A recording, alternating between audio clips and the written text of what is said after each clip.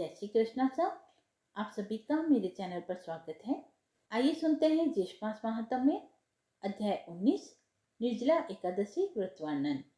व्यास जी बोले कि हे भीमसेन, उन पूर्ववासियों के ऐसे वचन सुनकर राजा पुलिंद क्रोध के वशीभूत होकर बड़े गर्व के साथ ऐसे वचन बोला। ए ग्रामवासी, यह एकादशी कौन है?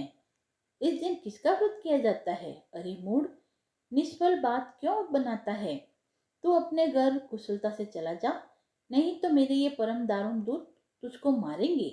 तत्पश्चात वे सब सैनिक नगर में घुस गए और बड़े बड़े महात्मा और साहूकारों के घर के दरवाजे तोड़कर घरों का अन्न और धन और कोष धीरे धीरे ले जाने लगे। बड़े बड़े धन वालों के घर के फाटक तोड़कर अच्छे अच्छे धन को ले गए और समस्त नगर के घर भयानक सैनिकों से भर गए।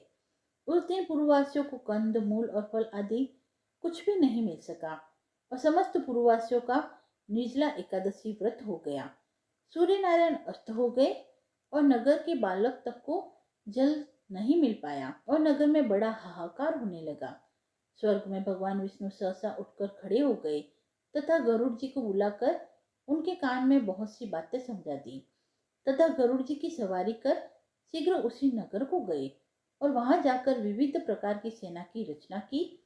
उस सेना के सैनिक, जिसमें किसी के 3 मुख 3 नेत्र 7 जिह्वा 4 पैर, महान अद्भुत बड़े बड़े दांत तथा 3 सिर, 2 मुख तथा 10 मुख 6 मुख तथा पंचमुख, हाथी के समान मुख, हाथी के समान स्वरूप, सिंह जैसी आकृति वाले महाभयानक, नरसिंह के समान तेजस्वी, सिंदूर से पुनजित मूर्ख, महिषासुर के समान प्रभायुक्त, उद्धर्व केश दिगंबर, नरमुंडधारी, आतों की माला से युक्त, व्याघ्र चर्मधारी, इससे पहले ऐसी सेना कभी नहीं देखी गई। ऐसी सेना को सर्वव्यापक प्रभु विष्णु भगवान ने आज्ञा दी कि राजा के अधम इस राजा पुलिंद को सेना सहित मेरी आज्ञा से सूर्योदय से पूर्व ही खूब अच्छी तरह से नाश करो। भगवान विष्णु की आज्ञा को सिरोधाय कर वह विष्णु के सैनिक 10 शत्रु सैनिकों में घुस गए और शस्त्र प्रहार और वध करने लगे, जिससे वहां कोलाहल मच गया। कुछ खड़ग से, कुछ ख्वांग से वध किए गए, कुछ दांतों से काट दिए गए और कुछ लोग भक्षण कर लिए गए और वीर लोग भाग रहे थे, उनको पैरों से पकड़कर नीचे गिरा दिया गया। इस प्रकार पैदल सेना के बहुत से वीर मार दिए गए और बहुत से खा लिए गए। रथी, घुड़सवार, घोड़ा आदि अत्यंत दांतों से चूर्ण कर दिए गए। शिविर में आग लगाकर भस्म कर दिया गया और उसका बड़ा प्रकाश हुआ। उस प्रकाश को देखकर सबको बड़ा विस्मय हुआ और कहने लगे कि तुम लोग कौन हो और कहाँ से आए हो? हम लोगों ने ऐसे वीरों को कभी नहीं देखा। अतः उनको मनुष्य न समझकर सब सैनिक भागने लगे। सैनिकों को भागता देखकर विष्णु सैनिकों ने इनका पीछा कर इन्हें मार डाला। इस प्रकार पुलिंद के सब सैनिकों को मार डाला गया। इसके पश्चात विष्णु गणों के साथ युद्ध करने के लिए स्वयं राजा पुलिंद गया और अस्त्र शस्त्र के दारुण प्रहार से आधा प्रहर युद्ध किया।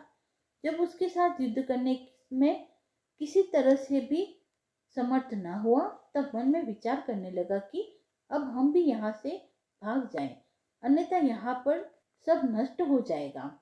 ऐसा विचार करके राजा पुलिंद ने मेघास्त्र छोड़ा, जिसके द्वारा वहां घोर अंधकार हो गया और मेघ जल वर्षा करने लगे तथा बड़े प्रचंड वेग से पवन चलने लगी। इससे विष्णु गण सब मुग्ध हो गए और जो जहां पर था सब काम छोड़कर बैठ गया। ऐसा समय देखकर राजा पुलिंद घोड़े पर सवार होकर सहसा वहां से भाग चला। जो शेष सैनिक बच रहे थे वह भी राजा के चले जाने पर वहां से चल दिए। भक्तवत्सल विष्णु भगवान अपने भक्त का कार्य करके अपने लोक में चले आए। प्रातःकाल होने पर नगरवासी अत्यंत आश्चर्य करने लगे कि और वहां पर शत्रु की सेना न देखकर अंत में पारण के समय उन्होंने निश्चय किया कि यह सब कुछ स्वप्न मात्र था तथा भगवत प्रिय स्नान आदि कर्म किया। इति श्री ज्येष्ठ मास महात्म्य निर्जला एकादशी महात्म्य वर्णन 19वां अध्याय समाप्त हुआ। यदि आपको यह पसंद आया हो तो आप मेरे चैनल को लाइक शेयर एंड सब्सक्राइब करें। धन्यवाद।